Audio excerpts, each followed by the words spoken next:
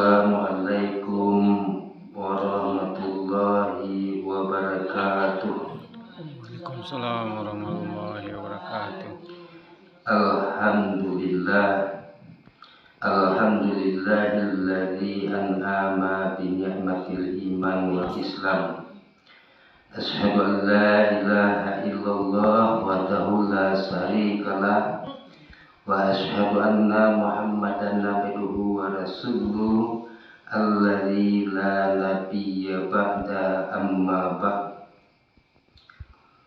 Pertama dan utama sekali, marilah kita sama-sama bersyukur atas kehadiran Allah Subhanahu wa taala yang telah melimpahkan rahmat dan karunia-Nya kepada kita bersama, sehingga dengan rahmat dan karunia-Nya jualah kita dapat melaksanakan ibadah sholat maghrib pada malam hari ini.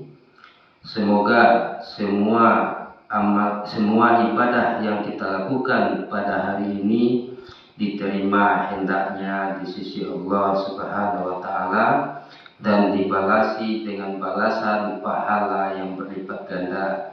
Amin amin ya rabbal alamin.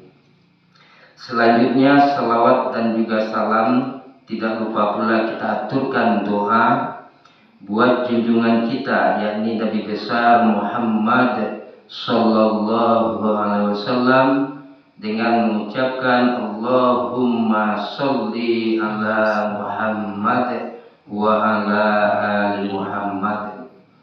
Dan beliau telah meninggalkan dua pedoman hidup kepada kita, yaitu Al-Quran dan Sunnah.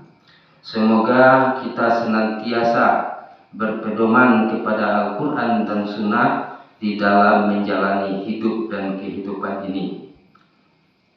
Baiklah bapak-bapak, ibu-ibu, sidang jamaah maghrib yang dimuliakan Allah, pada malam kini kultum kita dikasih judul cara melembutkan hati. Ada cara-cara untuk melembutkan hati. Nabi sallallahu alaihi wasallam bersabda, ala wa inna fil jasadi mudghatan idza sholahat sholahal jasadu kullu wa idza fasadat fasadal jasadu kullu ala wa hiyal qalb.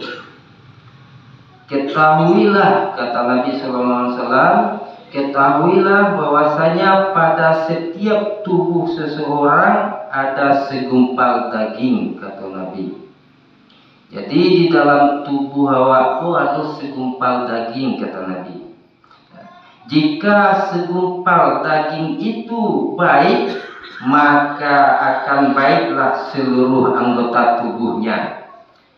Namun apabila segumpal daging itu rusak, kata Nabi, maka akan rusak pula lah seluruh anggota tubuhnya. Ketahuilah bahwasanya segumpal daging itu, kata Nabi sallallahu alaihi wasallam, adalah hati. Ini hadis rawahu Al-Bukhari dan Muslim. Jadi bapak-bapak, ibu-ibu, kaum muslimin dan kaum muslimat sidang jamaah maghrib yang dimuliakan Allah, lah dikecian dari Nabi di dalam tubuh hawa ada segumpal daging. Kalau daging itu baik, maka setelah tubuh hawa akan baik.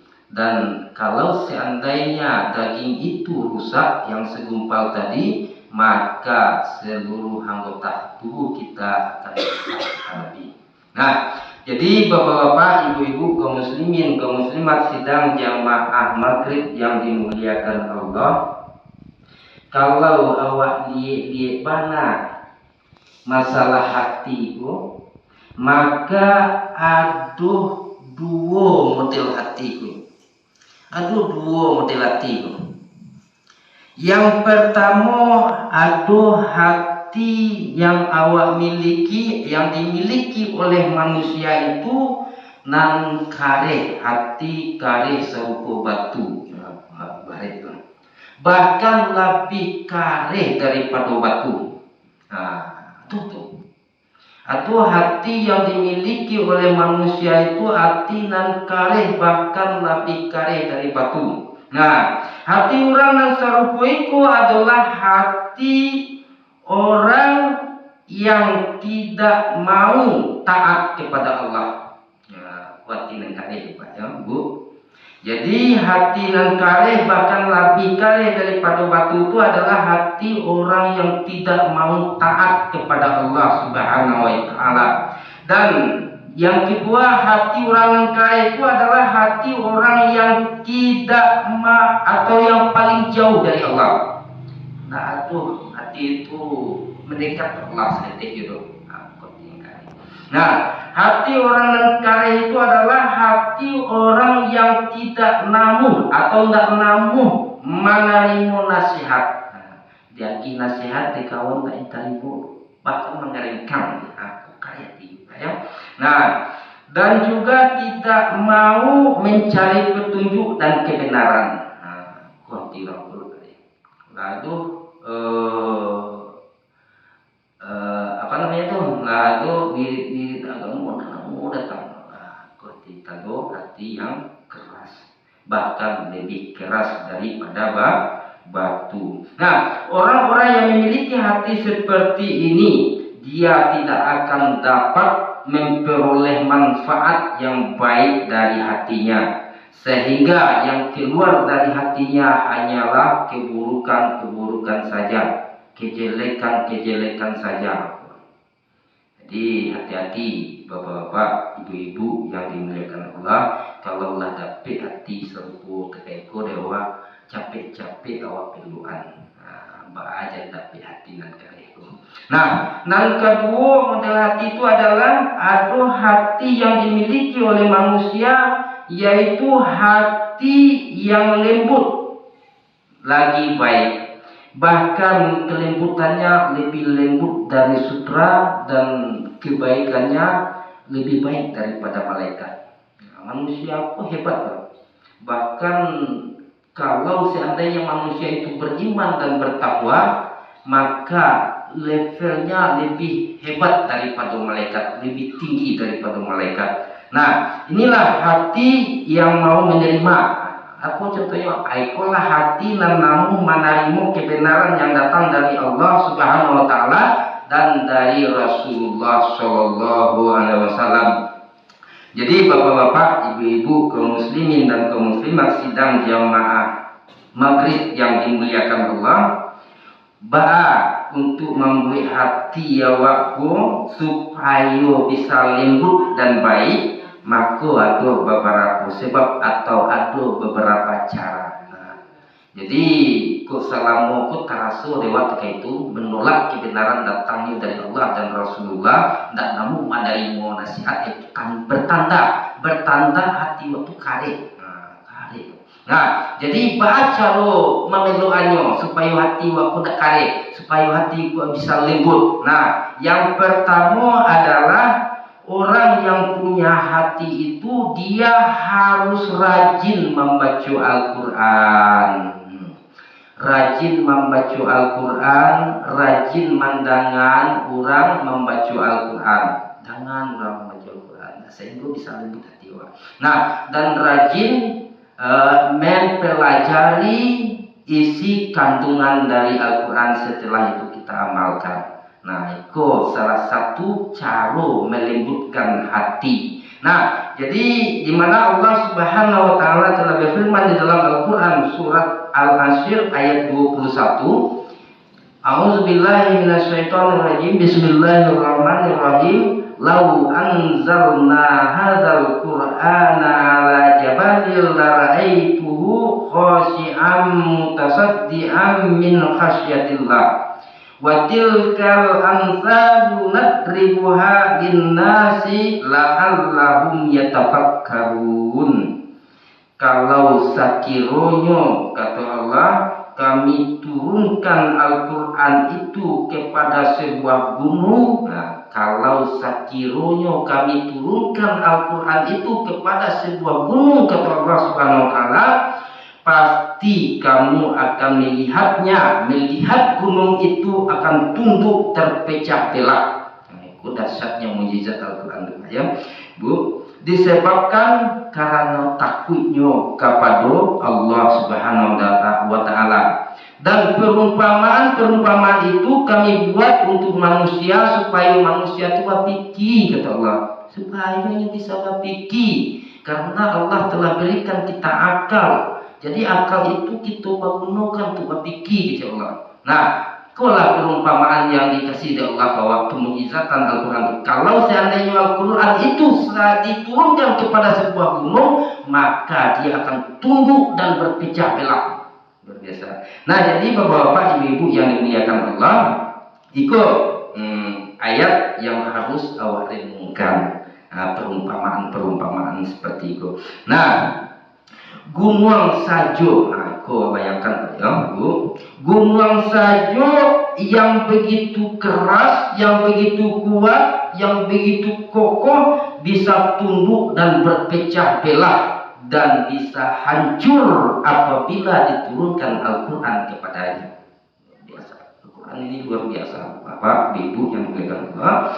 Tentu kalau awak raih tuh layangan pandangan kanan jauh, kalau dakian pandangan, kalau wahelu pandangan kanan dake, raih ke diri awak di dalam hati awak, hati saja. Nah, tentu juga hati awak, ya, hati awak yang karen, hati awak yang luar biasa kerasnya tadi, lebih bisa lagi menjadi lembut. Ya, apabila kita senantiasa membaca Al-Quran, acu-acu Allah membaca Al-Quran, acu-acu Allah mendengar orang membaca Al-Quran, dan apalagi kalau kita mempelajari isi kandungan Al-Quran, bertambah pula untuk mengamalkan dalam kehidupan sehari-hari, itu bisa melembutkan hati awak selembut salju atau selembut sutra tadi. Nah, jadi sebab yang pertama yaitu rajin membaca Al-Quran,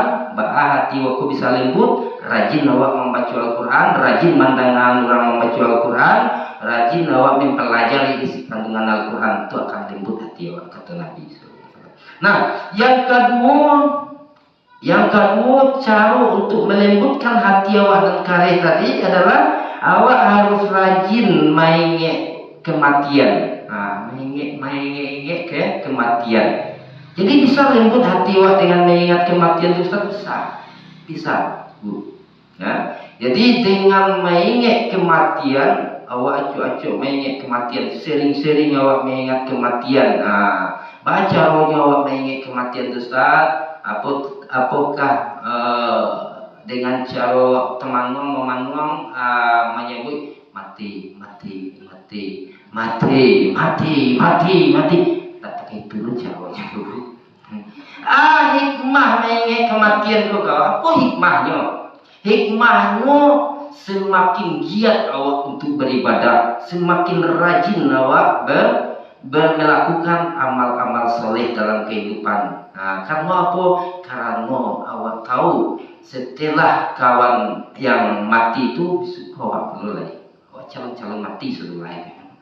Ya, tidak ada orang yang kayak itu untuk selama-lamanya. Jadi bahkan Nabi menyampaikan ke awak bahwa di dalam sebuah hadisnya, aksiru dzikra hadzi min lazzatil maut, kata Nabi, perbanyaklah mengingat penghancur kelezatan, yaitu kematian. Hadis rawahu Tirmizi. Jadi mengingat kematian itu bisa melembutkan hati awak. Cara untuk mengingat kematian, tadanga awak berita kematian, berita ada orang di kampung aku meninggal, ternyata ada berita tuh, itu tekanan ulah meninggal. Dan terus awak pergi melayat jenazahnya. Jadi jangan galak awak di sini, awak rasapi orang kini punya tabuju di muka awak, mati telah meninggal dunia tanpa bergerak, bisu lamo jolame tantu awak takai tujuh. Sehingga awak sadar ketika awak mengerjakan perbuatan jahat jadi luar biasanya orang-orang yang mengingat kematian. Dan bahkan cara untuk mengingat kematian itu acu-acu awak datang ke kuburan, ke kuburan. Nah, dewa kan ada sekali setahun datang ke kuburan pas masuk puasa, atau rajin orang datang ke kuburan mau ya. Pas masuk puasa itu rajin orang datang ke kuburan, barasian kuburan. Tapi yang datang ke kuburan itu tidak sadar-sadar dulu. Nampak mana dewa, aco kita main yang orang datang ke kuburan tua, tiba di kuburan tua, tidak sadar-sadar dulu.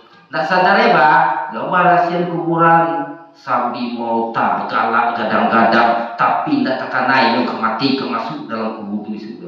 Nah, itu Allah tiba di kuburan alun juga terkena yang mati. Baraka karya tiwa, baraka karya tiwa. Allah tiba di kuburan alun juga terkena yang mati. Galak gadang-gadang. Apa pengunjung orang itu di dalam di atas kuburan? Alhamdulillah.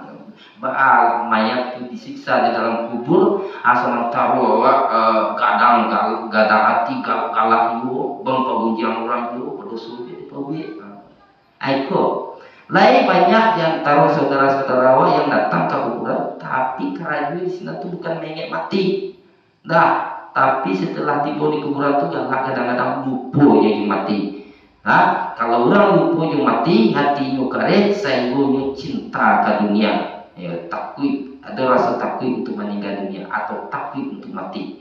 Nah, kalau bisa ya. Jadi salah satunya untuk melembutkan hati waktu adalah sering-sering awak mengingat kematian. Nah, ada Safiyah, ya. Safiyah berkata, aku salah seorang istri Nabi ya. Ada seorang wanita mengadu kepada Aisyah, ya, tentang keras hatinya. Jadi wanita itu mengadukan ke Aisyah, ya Aisyah hatiku kali mana ya Aisyah. Nah, ini kandungannya artinya kali. Artinya kalau Rasul ini artinya kali, ya, artinya lah banyak maksiat dan kerajuannya itu kali. Lah lupa taat kepada Allah. Nah, itulah kali ya. Rasul ini jawab dan mengadunya ke Aisyah, ya Aisyah hatiku lah kali ya Aisyah. Lalu Aisyah menjawab, ya, Kece Aisyah kepada wanita tadi, perbanyaklah kamu mengingat mati, kata Aisyah, niscaya hatimu menjadi lembut. Nah, jadi nasihat Aisyah itu sekiranya, perbanyaklah mengingat mati, kece Aisyah, niscaya hatimu akan lembut. Rupa-rupanya setelah pulang nyamalkan apa yang dikecian Aisyah pun. Nah, akhirnya setelah sampai sebulan 2 bulan baliknya ke Aisyah, ya, dia sampaikannya, ya Aisyah terima kasih ya Aisyah hatiku sekarang sudah lembut. Nah, jadi Allah mudah taat patuh kepada Allah, Allah mudah melaksanakan perintah-perintah Allah.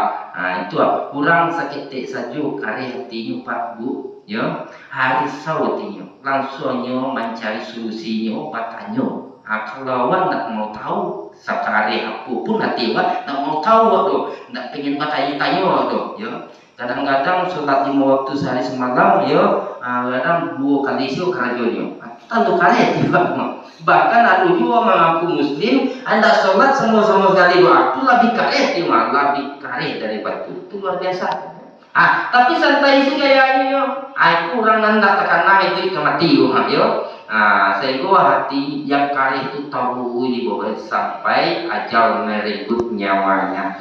Jadi Bapak Ibu yang dimuliakan Allah, cara untuk melembutkan hati nan ketiga adalah memperbanyak mengingat Allah Subhanahu wa taala.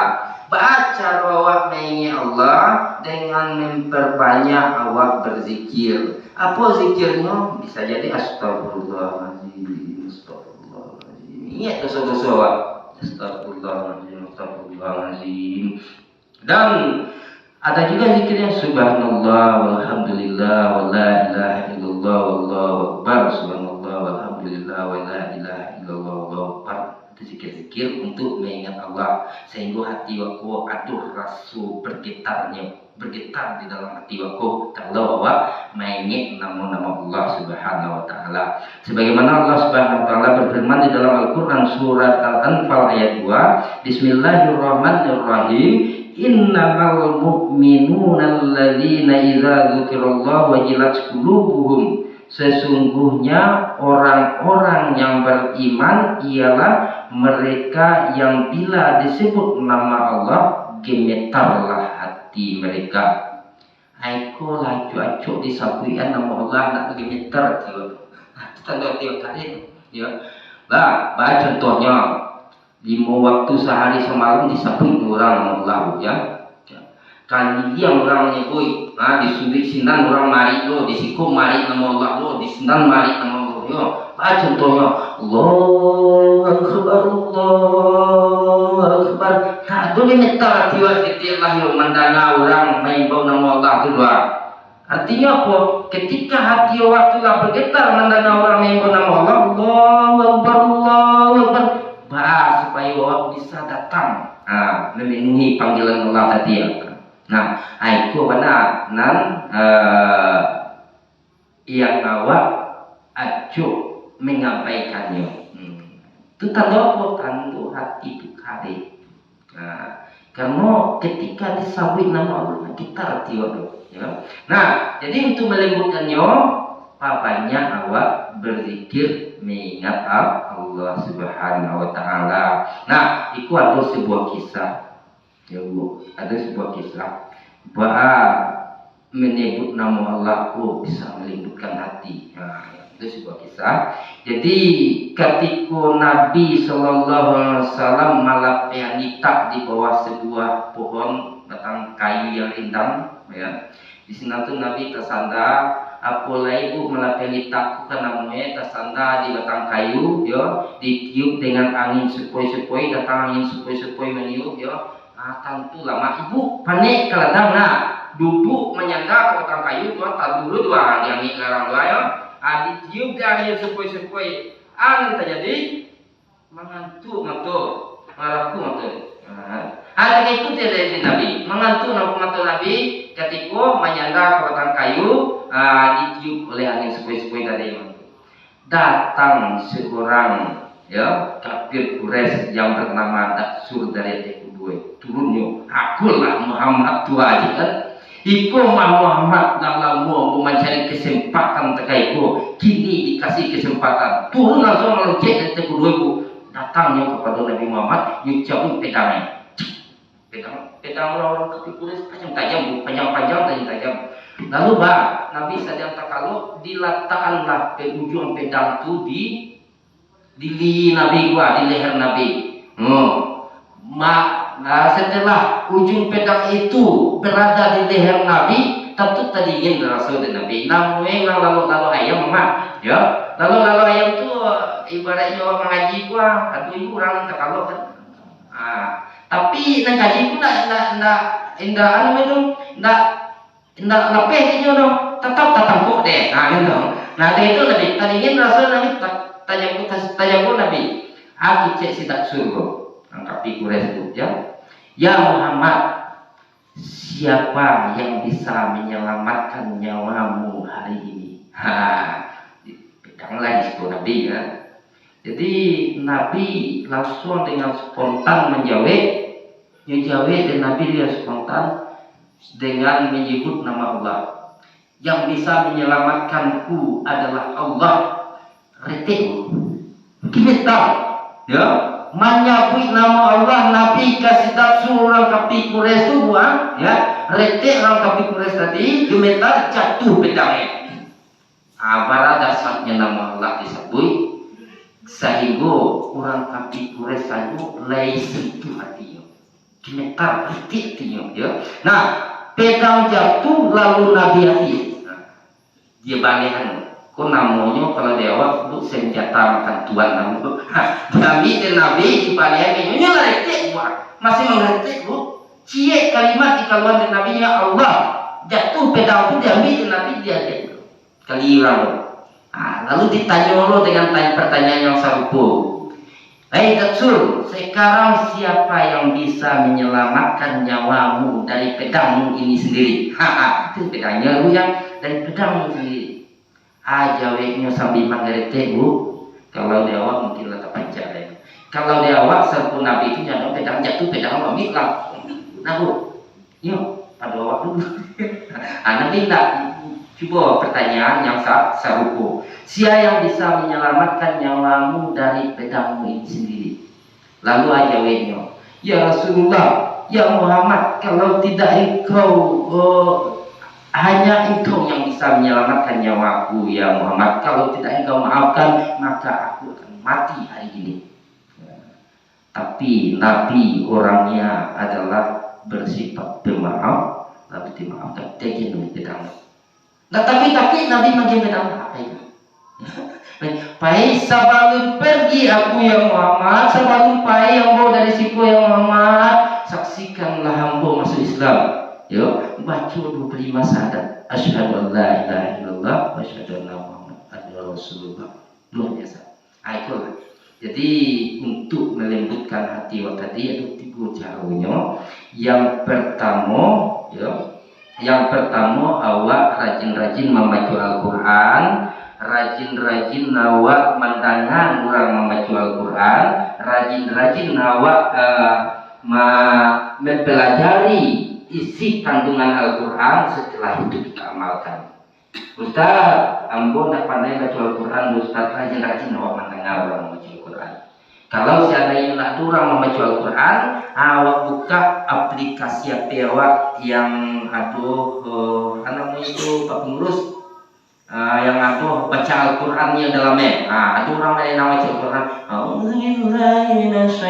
Nah, tadi rumah awak itu. Tanya bisa lembut hati awak.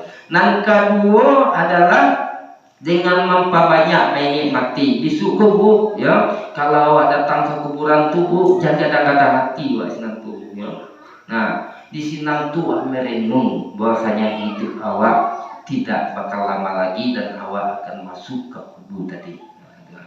Dan ketiga adalah banyak-banyak awak berzikir astagfirullah, subhanallah, walhamdulillah, wala ilaha illallah. Aku zikir ku ringan, bisa sambil berjalan, bisa sambil lalu, bisa sambil berbaring, bisa sambil duduk, bisa sambil berdiri, bisa sambil berjalan, bisa sambil menggulai.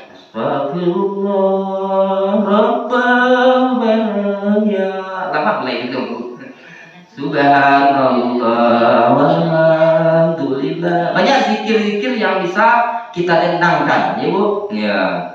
Astagfirullah rabbal baraya.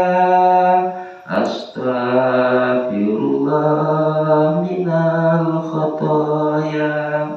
Luar biasa. Ya, luar biasa. Jadi Bapak-bapak, Ibu-ibu yang dimuliakan Allah, itulah kuntum kita pada malam kini. Mudah-mudahan kalau terasa hati awak kare, itulah cara untuk melembutkannya. Capek-capek awak banyak-banyak awak baca Al-Quran, banyak-banyak awak menikmati, banyak-banyak awak berzikir kepada Allah. Mudah-mudahan ketaatan kita bertambah. Untuk ketaatan kita bertambah, amal soleh kita semakin giat kita berbuat yang baik-baik. Jadi mudah-mudahan pada malam hari itu ada manfaatnya untuk diri saya sendiri dan kita semua. Untuk itu marilah kita tutup majelis ini dengan doa kifaratul majelis. Subhanakallahumma bihamdika asyhadu an la ilaha illa anta astaghfiruka wa atubu ilaik. Assalamualaikum warahmatullahi wabarakatuh. Waalaikumsalam.